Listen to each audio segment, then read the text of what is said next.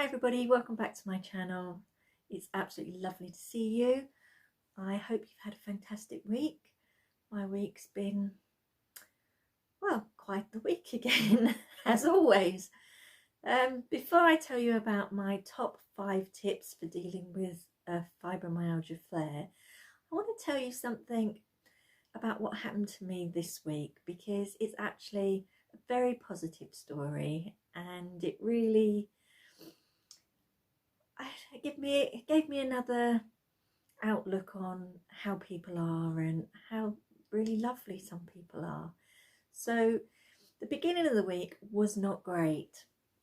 I had to go to a meeting with a family member, and I won't go into too much details, but we had to go and see, we had an appointment with the adult mental health, and I came out of that meeting absolutely fuming. The meeting didn't go well at all, and I was just so angry. I'm part of this WhatsApp group, and because I was just so angry, I just sort of wrote on this, had it and totally had enough of adult mental health. I don't know where to go. I'm just fed up with it. And I got the most amazing response from so many people on this WhatsApp group. And the very next day, let me just show you this. Somebody who I don't know, just a member of the group, got in touch with me and said, look, would you mind if I popped round? I have something for you. And look what she brought me. Just to say, I know how you feel and you're not alone. How absolutely lovely was that? I mean, I was absolutely speechless. So thank you so much to everyone in that group, and especially somebody who actually thought of making me feel better. And it really, really did make me feel better. So from a very bad start to the week, it turned out really good, because she just uplifted my spirits about everything. And I've been in quite a few groups this week, and everybody has been so supportive. And even in my fibromyalgia group just today, once again, everybody, they just inspire me so much. So I would also like to thank very, very much, some of my fibromyalgia group have actually subscribed to my channel, and I really hope I can do this justice for you. So thank you so much for becoming part of my community. Thank you so much for giving me the inspiration, and thank you so much for really making my week a fantastic week.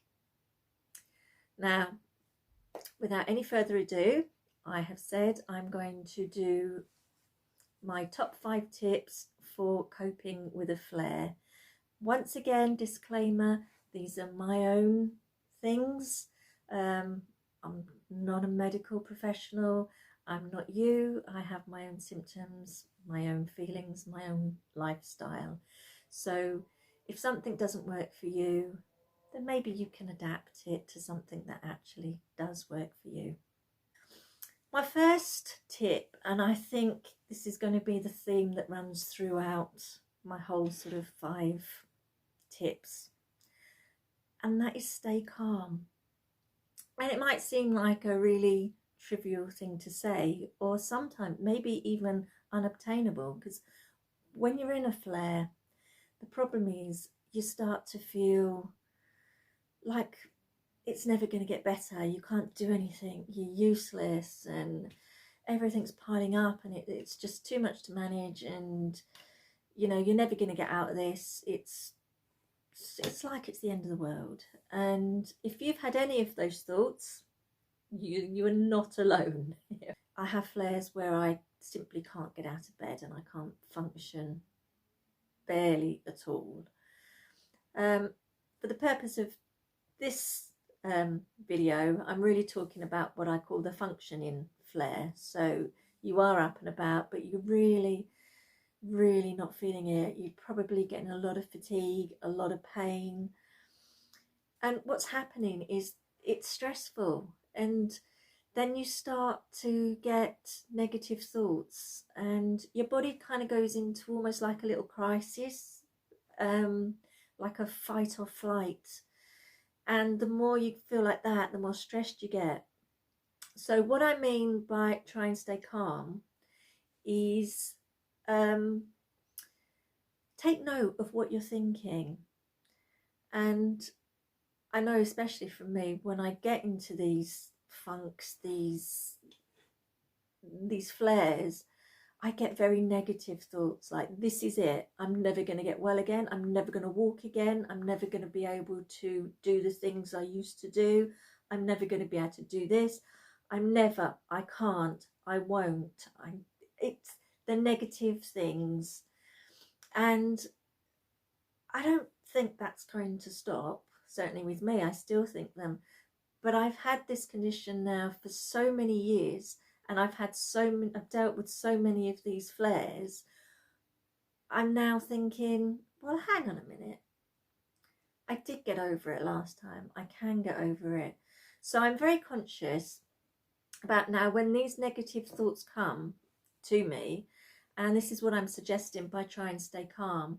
Just take note of these thoughts, but try then to say to yourself, no, I can get over this, I will get over this. It's not an instant fix, but what it does sort of do is calms those negative thoughts. And no, it's not going to stop the pain, but if you can kind of rethink the negative way you're thinking, and just stay calm and think, okay, it might be your back, your legs, your arm, you might be fatigued. Fatigue is my biggest issue. And just think, okay, yeah, there's a sink full of washing up, but I need to rest now. So I'm going to rest now, and I'm not going to worry about it. And I spent years personally, I come from a family, and God rest her soul, my nan was the dearest person. She lived to well into her 90s, and she was disabled for, God, all her life really, certainly as long as I remember her. But her house was always spotless. She always got up, got dressed, and got on with the day and did things, and I admire that so much. But I've been trying to live by those rules, and I've really struggled with it. And so to leave a sink full of washing up, to me, was, no, you can't do that. I can't do that. What if someone comes in? What if I can't do it? And that can't. Here we go. And it was causing me so much stress that the stress was then creating havoc with my pain, with my fatigue. And now I just think, okay, I can do it. I can't do it right now, but I will be able to do it. So let me take this time, calm down, rest. And I find very much that distraction is, for me, the way to cope with pain. Pain meds just, in all honesty, very, very rarely work. And I think people with chronic pain know this well. Taking 2 paracetamol with a nice warm drink generally doesn't cure the pain that we have. If it does, then that's really lucky, but most of all, pain meds don't. So I have to find other ways to combat the pain. And I do this by trying to distract myself. And this can be in many ways, depending on how I'm feeling. And if I'm particularly fatigued, I might just put the TV on and watch television, do a hobby or something that I'm quite interested in, something that's just going to relax my mind, relax my body, and eventually I can work through the pain. I find it very difficult to work through the pain if I'm constantly having these negative thoughts. And one of the things I tend to do when I get like this is just simple little breathing exercises. And that is purely just breathing. So breathe in, breathe out, but I'm concentrating only on my breathing. And I don't do this for very long, just for a minute or so. But that tends to sort of just calm me down enough. I'm not thinking about anything else to then be able to go off and do something else. As I say, put the TV on. If I'm not feeling so fatigued, I quite often put some music on, and will often be heard by my neighbours, I'm sure, singing at the top of my voice. That calms me down, gets my body relaxed, and when my body's relaxed, I don't feel the pain quite so much.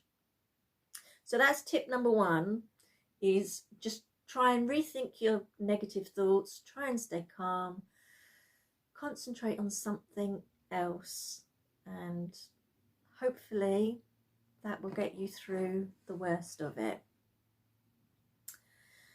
Now, number two, and again, I always feel like a hypocrite here because I said in my last video that I really hate it when people say, have you tried exercise?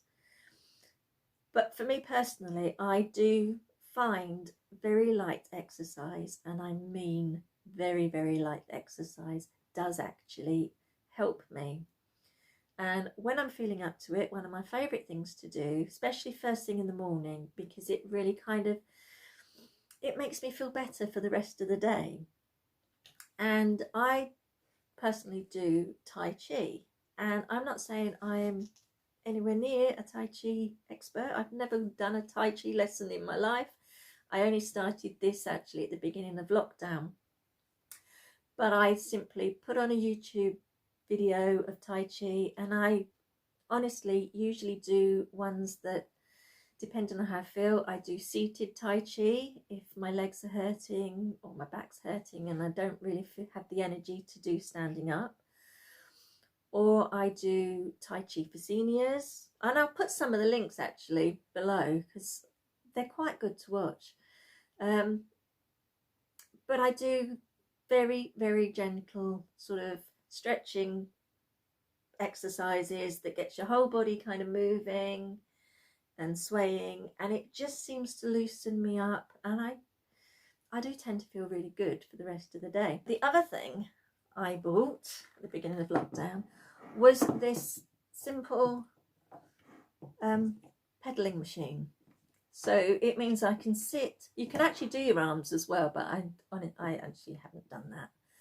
But I sit down in my sofa and I watch TV, and it's just very, very gentle. There is no pressure on this at all, and I just keep going, and I try and do that every single day, even if it's only for like 10 minutes or 20 minutes, and it just keeps my legs moving.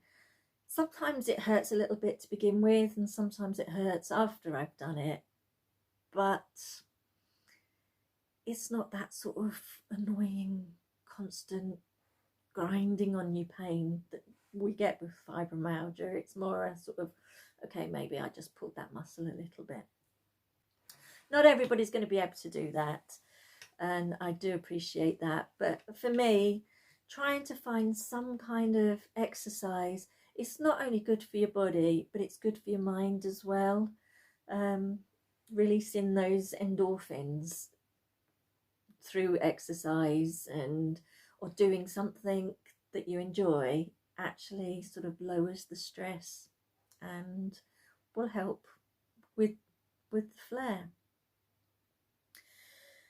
Number three, I've put, and this is again something that is actually quite controversial. Now, I love my mobility aids. The especially my wheelchair, it has given me a completely new lease of life.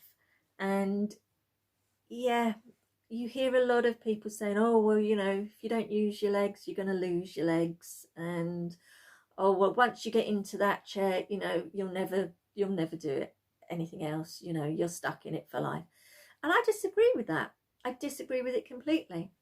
And I spent years, I mean, I have suffered with chronic pain probably my entire life. But over the last 10 years is when it's really got quite bad. And up until this year, I've struggled with the pain. If I've had to go out and do shopping, I've gone in and come out as quick as I can, often having to get a cab home because it's been too much for me. I have not enjoyed shopping for decades. I hated it. I thought it was the worst thing in the world. Just why would anyone just want to go to the shops and have a look around? I thought that was horrific.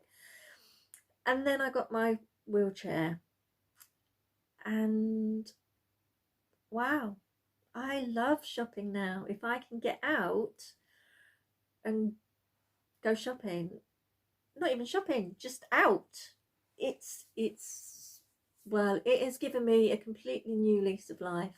And instead of just being miserable and grumpy and in pain, I'm now really enjoying it. And yeah, so mobility aids, whatever you need. I have quite a few around the house as well. It can be quite embarrassing when you first start to use them, and you get a lot of people saying, oh, what have you done, what's wrong with you? And yeah, I'm not even going to go there. But it hasn't stopped me walking. It hasn't stopped me using my legs when I'm having a good day and I feel I'm up to doing things without it. I will do that. That's the beauty of fibromyalgia, is we can have good days and we can have bad days. And on the good days, if you don't need it, don't use it. No one says you have to. But there's a lot of stigma as well with people that don't understand, that see you, say, in a wheelchair or with walking stick or cane or pushing one of those rollators on a mobility scooter, and then they see you another day and you're not on them, and it's, oh, she's such a faker, she doesn't need that. Ignore them. We don't need the stress. We don't care what other people think. You know, you go ahead and think what you like. Don't take the stress on you. Don't worry about what other people think. I know it's hard. I really, really know it's hard. But just try and never mind what they say. Do what makes you feel good. And if you feel better going out with something like that, then you're enjoying life. And we don't get enough enjoyment in our life when we have a chronic illness like this. So try your best to forget what other people think and go with what works for you.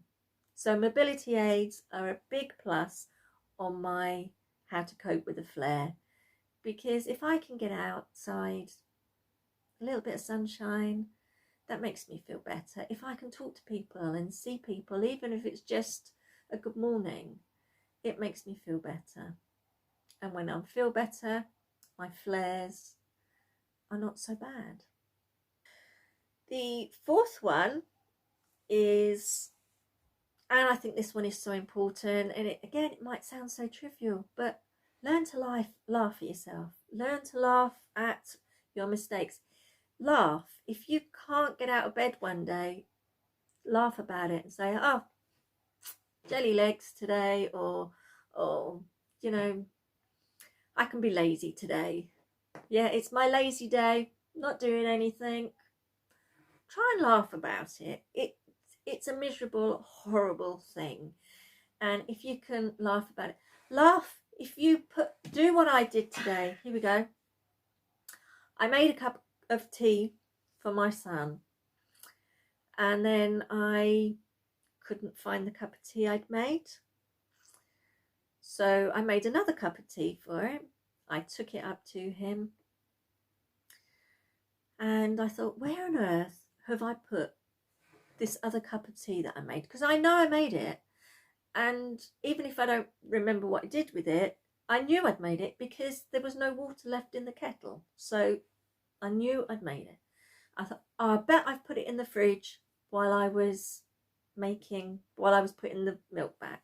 I looked in the fridge, no tea. And I've come back to my kitchen counter, and there is this cup of tea, right where it should be, right where I'd left it. But I don't know. My son said maybe the fairies had come in. But I think it was just my brain wasn't seeing it, wasn't thinking, foggy moment. Call it what you will, but don't get stressed about these things. You know, laugh about it. If you can't find your keys for the 1000th time, well, call yourself a silly cow. I don't know, but laugh about it. Laughter cures everything. Just try not to take yourself seriously. Try not to take fibromyalgia seriously. I mean, it makes us do the craziest things. So laugh about it. Don't let the little things stress you out. And number 5 on my list, and I think this is most important now after this week that I've had, is try and meet people or talk to people that have similar experiences, that understand. And there's a lot of groups, communities and things out there. There's forums online. I'm not really one for social media, so I know that I am actually part of some fibromyalgia Facebook groups, but because I don't really do Facebook and social media, I don't really tend to drop into those. I don't think I've ever really commented on any of them. But in the borough that I live in, we have this organisation, and they do so many different things. And they also provide a Zoom group at the moment. It used to be face-to-face, but at the moment it's a Zoom group every 2 weeks for people with fibromyalgia. And there are actually, oh, the people on there are so lovely. And you get to see different people every week because more people come in. You see different people because some people haven't been able to make it one week. But they're so positive. And everybody gives such good advice, and it really makes you think, you know what, I'm not alone here. And some of those thoughts that you have that, you know, I'm never going to get better, I can't do this, I can't do that, just listening to other people, even if they're saying the same things, oh, I can't do this, I can't do that, that feeling of not being isolated, of not being so alone, it does really help. That's the end of my top 5 tips for coping with a fibromyalgia flare. I'm not going to say this is going to work for everybody, but I do hope it's giving you a little bit of inspiration. Try to stay calm, a little bit of light exercise. If you need to use a mobility aid, use it. Talk to people, and most of all, laugh. If you have any of your own tips or comments, don't forget to leave them below. I absolutely love reading your comments, and I may even comment on a few in my next video. In the meantime, have a fantastic week. I hope you get inspired. Take care of you, and I'll see you next time. Bye bye for now.